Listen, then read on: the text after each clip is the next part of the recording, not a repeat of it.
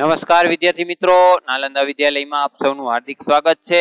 આપણે સામાજિક વિજ્ઞાનમાં ચેપ્ટર બીજું પ્રથમ વિશ્વયુદ્ધ અને રશિયન ક્રાંતિ, એમાં અગાઉ આપણે સંસ્થાનવાદ, સામ્રાજ્યવાદ કે પછી એશિયા અને આફ્રિકામાં એ સંસ્થાનવાદ પશ્ચિમ યુરોપના દેશોનો એના વિશે ટૂંકમાં માહિતી મેળવી હતી। પહેલા લેક્ચરમાં આપણે જોયું હતું કે એશિયામાં એ પશ્ચિમ યુરોપીય દેશોનું જે પ્રભુત્વ છે, સંસ્થાનવાદ છે, એના વિશે આપણે માહિતી પ્રાપ્ત કરી હતી।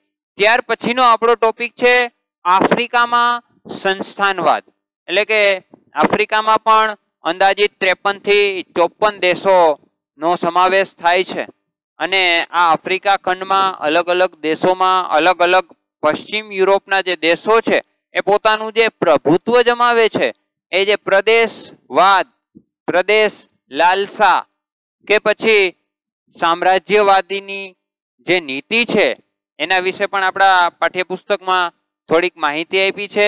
જોઈએ પાઠ્યપુસ્તકને આધારે એ આફ્રિકામાં સંસ્થાનવાદ।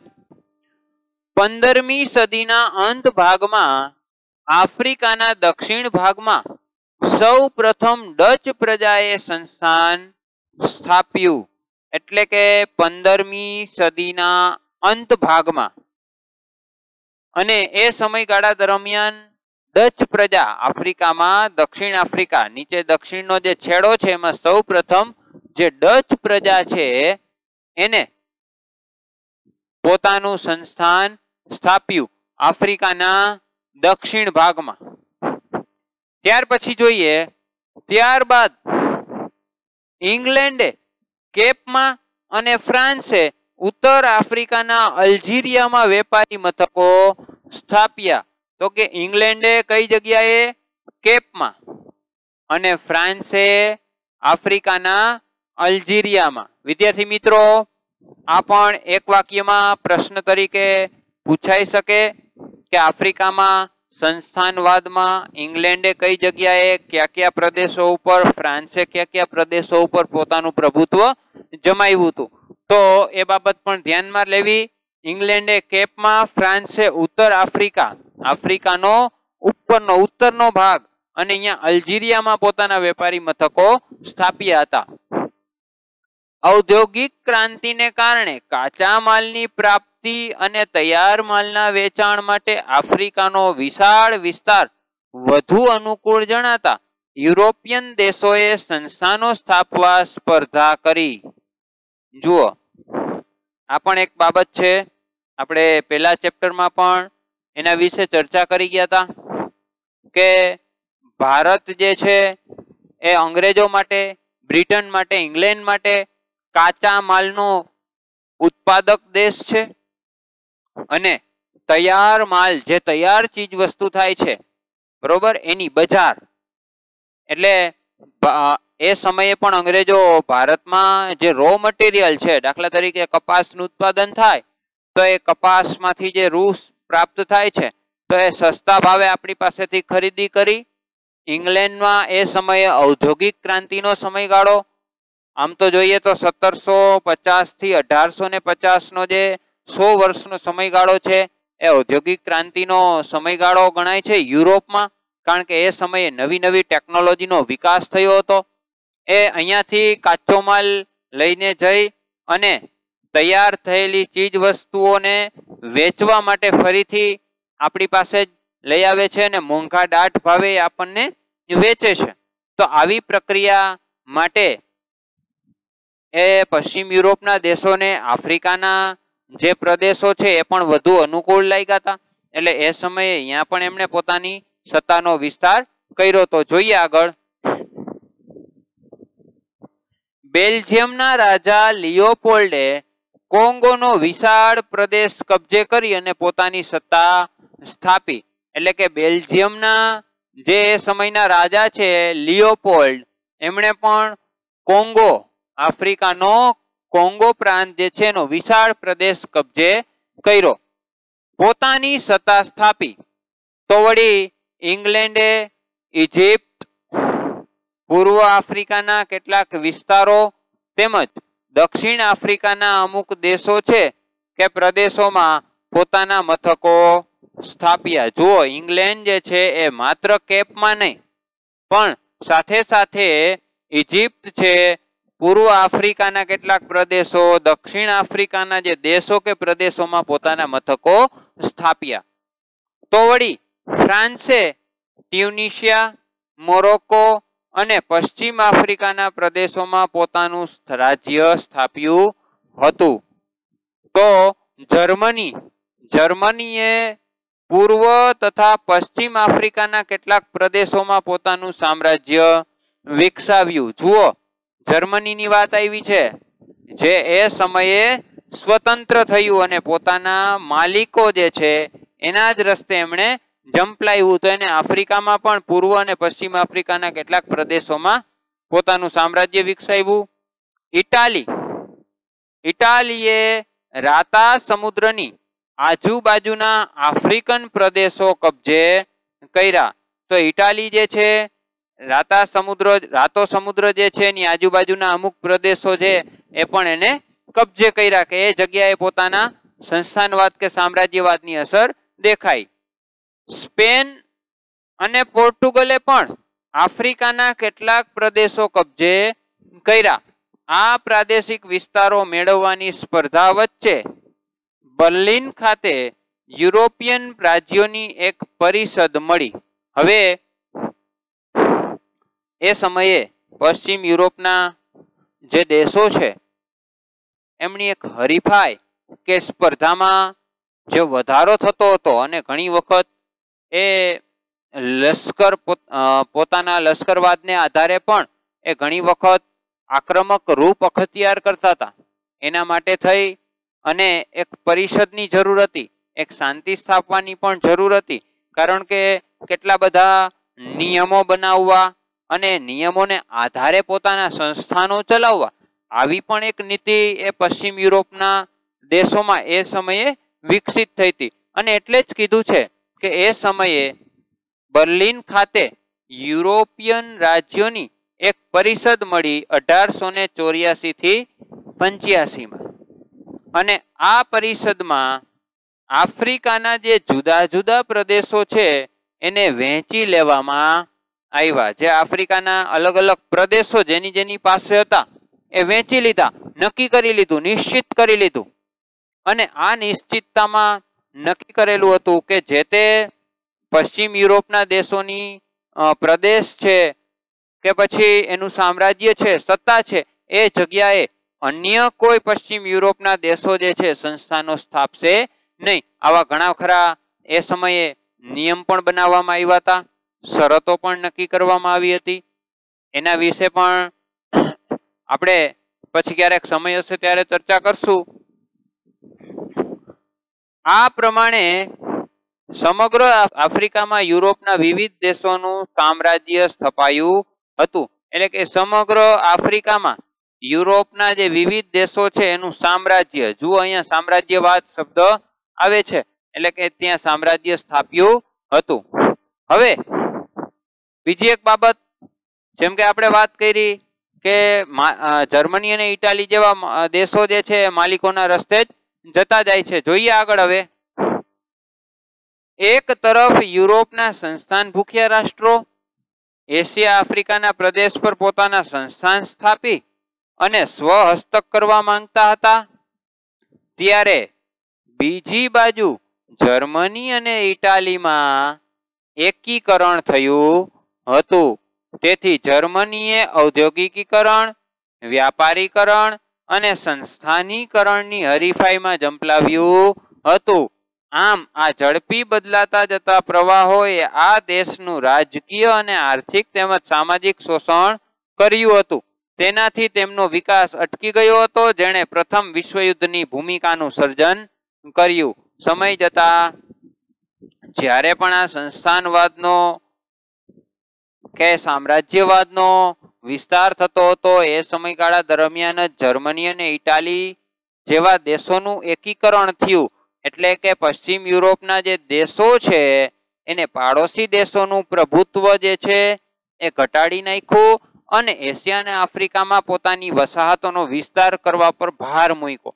તો એ સમયગાળા દરમિયાન આ પશ્ચિમ યુરોપના દેશોમાં જર્મની અને ઇટાલી જેવા દેશોના અમુક જે પ્રદેશો જે પાડોશી દેશોએ જ પડાવી લીધા હતા, ત્યાં પ્રભુત્વ એનું ઓછું થઈ ગયું, એટલે ત્યાં એકીકરણની પ્રક્રિયા થઈ અને આ એકીકરણની પ્રક્રિયાને અંતે જર્મની અને ઇટાલી જેવા દેશોએ પણ માલિકોના રસ્તે જ એ સંસ્થાનવાદ તરફ આગળ વધ્યા.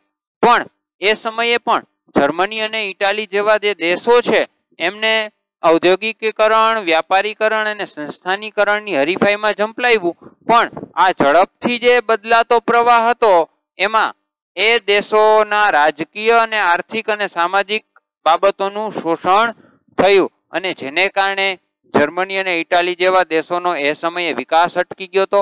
અને એ જર્મની અને ઇટાલી જેવા દેશો જે છે એ વિશ્વયુદ્ધના મહત્વના કે મુખ્ય પરિબળો સ્વરૂપે આપણી સમક્ષ રજૂ થશે. એના વિશે પણ આપણે વિસ્તૃતમાં માહિતી મેળવીએ. તો વિદ્યાર્થી મિત્રો, આપણે છેલ્લે વાત કરી કે ભાઈ આફ્રિકામાં સંસ્થાનવાદ અને સમય જતા જર્મની અને ઇટાલી જેવા દેશો જે છે જાણે વિશ્વયુદ્ધ તરફ દોરી જનારા મુખ્ય પરિબળો છે. હવે એ પરિબળો વિશે જ આપણે ચર્ચા કરવાની છે. પ્રથમ વિશ્વયુદ્ધ ઈસવીસન 1914 થી 1918 અને એના જે પરિબળો છે એના વિશે માહિતી મેળવવાની છે. તો આધુનિક વિશ્વની કેટલીક હૃદયદ્રાવક અને અવિસ્મરણીય ઘટનાઓમાં પ્રથમ વિશ્વયુદ્ધનો સમાવેશ થાય છે. વિશ્વયુદ્ધ કોઈ એકાદ બે પ્રસંગો કે પરિબળોને કારણે થયું ન હતું. તેની પાછળ અનેક પ્રકારના કારણો જવાબદાર હતા. પ્રથમ વિશ્વયુદ્ધનો પ્રારંભ 1 ઓગસ્ટ 1914 ના રોજ થયો. જર્મનીએ સેડાનની લડાઈમાં ફ્રાન્સને પરાજય આપ્યો. તેથી ફ્રાન્સે ફ્રેન્કફર્ટની સંધિ કરવી પડી ઈસવીસન 1871. તે અનુસાર યુદ્ધ દંડ અને પોતાના 2 પ્રદેશો આલ્સેસ અને લોરેન્સ જર્મનીને આપવા પડ્યા હતા. ફ્રાન્સ અપમાન ક્યારેય ભૂલી શક્યું ન હતું. આમ ફ્રેન્કફર્ટની સંધિ જ પ્રથમ વિશ્વયુદ્ધનું મુખ્ય કારણ બન્યું હતું. આમ એક યુદ્ધના અંતમાં જ બીજા ભાવિ યુદ્ધના બીજ રોપાઈ ગયા હતા. તો વિદ્યાર્થી મિત્રો, અહીંયા પણ એ જ વાત કરી છે. એ જ સામ્રાજ્યવાદ, એ જ સંસ્થાનવાદ, એ જ પ્રદેશવાદની જે ભૂખ લાલસા છે એને કારણે જ વિશ્વ જે છે વિશ્વયુદ્ધ તરફ દોરાયું. હવે અહીંયા વાત કરી છે કે અમુક હૃદયદ્રાવક ઘટના કે અવિસ્મરણીય ક્યારેય ભૂલી ન શકાય એવી એ ઘટના એટલે પ્રથમ વિશ્વયુદ્ધ. હવે આ પ્રથમ વિશ્વયુદ્ધનો ઉદ્ભવ એને પાછળના પ્રસંગો કે પરિબળો આમ જુઓ તો ઘણા બધા છે, પણ મુખ્ય પરિબળ જો કોઈ હોય તો એ છે ફ્રેન્કફર્ટની સંધિ. વિશ્વયુદ્ધની શરૂઆત આપણને ખબર છે કે 1 ઓગસ્ટ 1914 ના રોજ થઈ અને 1918 સુધી એ વિશ્વયુદ્ધ ચાલ્યું.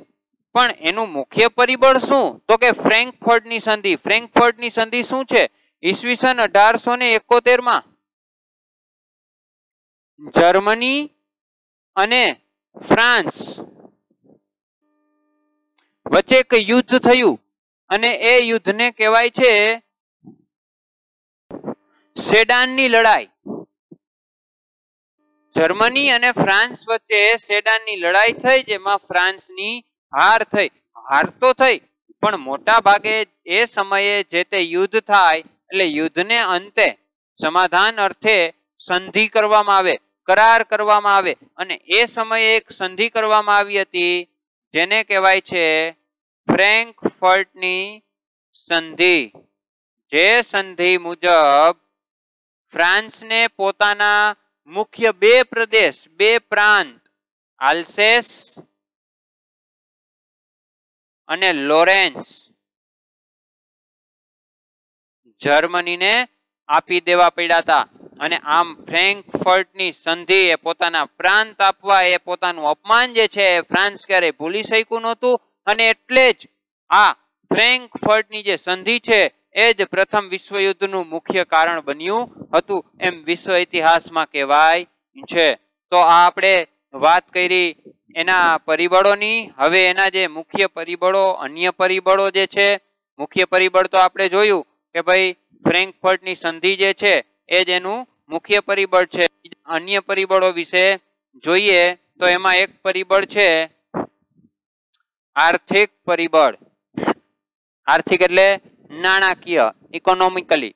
તો જોઈએ 19મી સદીમાં ઇંગ્લેન્ડે એશિયા તથા આફ્રિકામાં વિશાળ સામ્રાજ્ય જમાવ્યું હતું. તે પોતાના સંસ્થાનોનું આર્થિક શોષણ કરી ધનવાન બન્યું. ઇંગ્લેન્ડ જે છે એને શું કર્યું? 19મી સદી દરમિયાન એશિયા અને આફ્રિકામાં સામ્રાજ્ય જમાયું અને સંસ્થાનોનું આર્થિક શોષણ કરી અને વધુ ને વધુ એ ધનવાન બન્યું.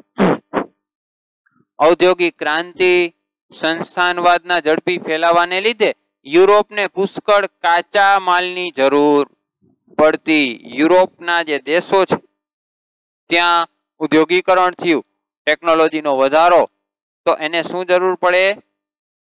રો મટીરિયલની, કાચા માલની જરૂર પડે. દાખલા તરીકે કાપડ ઉદ્યોગને સહજ રીતે કપાસની જરૂર, કપાસમાંથી જે નીકળતું રૂ છે એની જરૂર પડે. 19મી સદીની છેલ્લી 25સીમાં જર્મનીએ એશિયા અને આફ્રિકામાં બજારો મેળવવા હરીફાઈ કરવા માંડી. જર્મનીએ શું કરવા માંડ્યું? વધારે ને વધારે બજારો પ્રાપ્ત કરવા માટે હરીફાઈ. જર્મનીએ ઇંગ્લેન્ડ તથા ફ્રાન્સની તુલનામાં સસ્તો માલ આપવા માંડ્યો. જર્મનીને સામ્રાજ્યવાદ, સંસ્થાનવાદમાં વધારો કરવો હતો તો એમણે શું કર્યું? તો કે ઇંગ્લેન્ડ અને ફ્રાન્સ જે ભાવે ચીજ વસ્તુઓનું વેચાણ કરતા એથી એ સસ્તું વેચવા માંડ્યા. જોકે આપણે હમણાં જોયું હતું છેલ્લે કે બર્લિનમાં જે પરિષદ મળી હતી એમાં અમુક નિયમો નક્કી થયા હતા, પણ હવે જર્મનીને એ કોઈ નિયમ માનવા નહોતા, કારણ કે અન્ય પશ્ચિમના યુરોપના જે દેશો છે એના કરતા એની પાસે સંસ્થાનો ઓછા હતા. એ વધારવા માટે એમણે નિયમો તોડવાની શરૂઆત કરી. તેણે એશિયા તથા આફ્રિકાના, ઇંગ્લેન્ડ તથા ફ્રાન્સના બજારો આ રીતે તોડવા માંડ્યા.